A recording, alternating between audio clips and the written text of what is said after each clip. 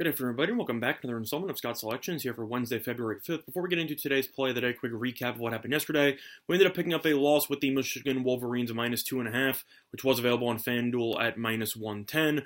Unfortunately, Michigan was in a must-win situation, and they just were awful from the floor. I mean, there's no other way to describe it. Actually, they were -112 on DraftKings, sorry about that. But either or, they ended up shooting 33.3% from the floor, and they ended up losing by 3 points. So basically, the game was a nail-biter, and Michigan couldn't shoot the ball. Of course, the backbreaking play was the foul late in the game in which Michigan got 2 free throws down 1, but Simpson got called for a flagrant foul for literally ripping the Ohio State guy's jersey in half. So on offense, attempting a layup, we got a flagrant foul called against us, and that led to 2 free points on the other end, and we ended up picking up a loss. That doesn't happen. Michigan's up 1 with about 30 to go. You might be able to get some free throws late. Either or. Game was close. Michigan's offense was terrible. Missed a ton of layups. Couldn't shoot. And that was pretty much the end of it. But for today's card, a lot of more action on the NBA.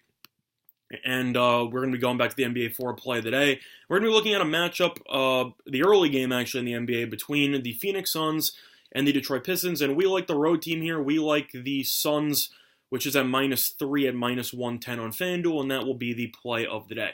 Now, the main reasons why we like the Suns in the spot. First of all, the Suns have just been a better overall team this season, as people expect them to be terrible going into the year. Monty Williams, though, done a pretty solid job. I mean, Phoenix is 20-30. Not great by any means, but they are in third place in the division, and if you compare them to Detroit, they have definitely been the better team. Detroit currently has an 18-34 record, and Phoenix is 20-30. So Phoenix has been better. Plus, Phoenix is actually 11-13 on the road. So they're 2 games under on the road, but they're 8 games under at home. So they actually have been better on the road than they have been at home.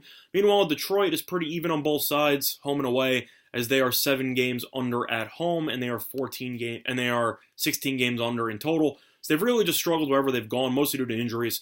But that's actually going to transition to one of the main reasons why I like the play here with Phoenix. The main reason why is because of the fact that even though Detroit is missing Blake Griffin for pretty much the entire season, as well as Kennard, Derrick Rose has been carrying a lot of the load offensively for the Pistons, as he is averaging 18.5 points per game, and he's looked very solid. However, it's already been announced that he will not be playing in this game because he is currently dealing with a hip injury, and I simply just think the Pistons will not have enough offensive firepower in his absence.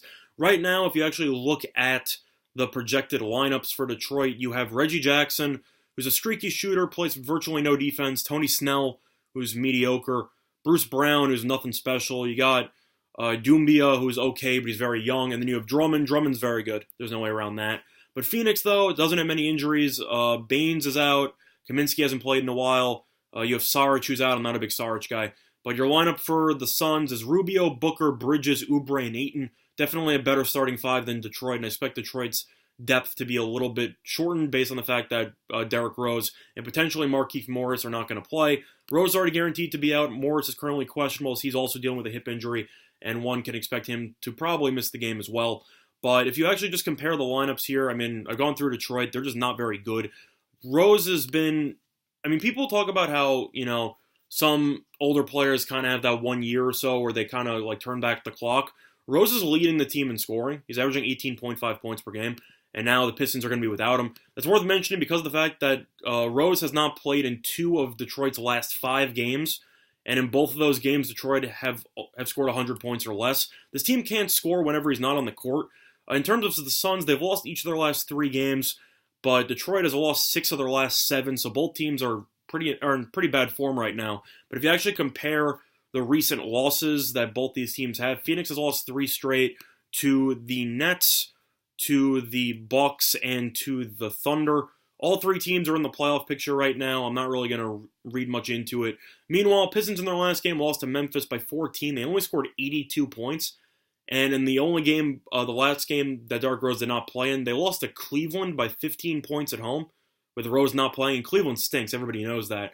I don't know how you only score 100 points against Cleveland without Rose in the lineup, but I expect something similar to happen here. Phoenix's defense hasn't been great this season, but at the same point, without Rose, I just think Detroit will go flat offensively again. And I still don't think anybody on Detroit can guard Booker. Ayton and Drummond should be a very interesting matchup, but at the end of the day, do I trust Tony Snell and Bruce Brown to guard Devin Booker? No. I think the Suns should win this game pretty easily, honestly. This game might be close if Phoenix comes out flat, but I personally think Phoenix should win this game by at least 5 points. This game might be close for maybe a half or so, but I just think Phoenix is going to wear down Detroit, as Detroit's just their depth is non-existent right now. So play of the day, once again, will be on the Phoenix Suns -3, which is available on FanDuel at -110, and that will be the play of the day. Now, in terms of anything else, lean to the under in that game as well. Line has dropped from 220 to 218. People have also noticed that Detroit's offense is non-existent whenever Rose is not playing. I think that game will be lower scoring, but I think Phoenix should be able to do pretty well considering the fact that they're very unselfish with the ball.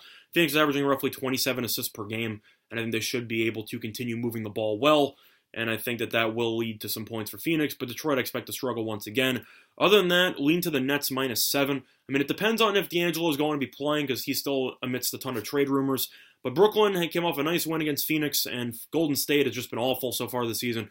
So these are one of the games Brooklyn's going to need to win if they're going to want to potentially move up in the standings. Realistically, they're probably going to finish with the 8th spot, but they still have a couple of teams breathing down their neck. Golden State knows that they're terrible, and Brooklyn should look to come out extremely motivated. Lean to Brooklyn on that one. Other than that, looking at the rest of the card, lean to the Hawks +5 here. I know that the Hawks are terrible, but Minnesota's lost about 12 straight, and Karl-Anthony Towns hasn't won a game since November. So I'm going to lean to Atlanta. That spread is absurd to me. That line should be somewhere around 2 or 3. Both teams are just that bad. I think it's kind of a coin toss. Lean to the Hawks plus the points on that one. Also lean to the over. The over's gone up by 3.5 points. Lean to the over in that one. Other than that, though, pretty much it for today's card. I'll lean to the over in the Heat and the Clippers game. It's at 223. I think it's a bit too low considering the fact the first meeting between those two teams totaled out to 239. Of course, defensively, Clippers will be better because Paul George and Kawhi are in the lineup, where Paul George didn't play in the first meeting against Miami. But both teams are very solid offensively, and I think this game should potentially get into the 230s. Lean to the over in that one. Now, talking about college basketball really quickly, I'm going to lean to Villanova plus the 2.5 against Butler. I know it's kind of rare to pick a road team here, but I just think Villanova's looked better than Butler. Villanova's coming off a disappointing loss at home over the weekend to Creighton. I think they'll be motivated. They win games at home, but they've also looked pretty spotty at times. They barely beat Marquette. They ended up losing earlier in the year at home multiple times. I'm trying to remember who they lost to, but they lost to Seton Hall badly at home. They lost a couple of home games. They really haven't looked sharp. But lean to Villanova on that one. Lean to Providence -2 against Creighton. Creighton's ranked after a nice win against Villanova. Providence is a 2-point favorite here, and I think that line pretty much tells me all I need to know. Lean to Providence -2 on that one. Other than that, though, not really much else I like on today's betting card. So the play of the day, once again, is going to be on the Phoenix Suns -3, which is available on FanDuel at -110. Other than that, though, that's going to be the installment of Scott's Selections here for Wednesday, February 5th, and good luck to all of you and your respective bets today. Bye, everyone.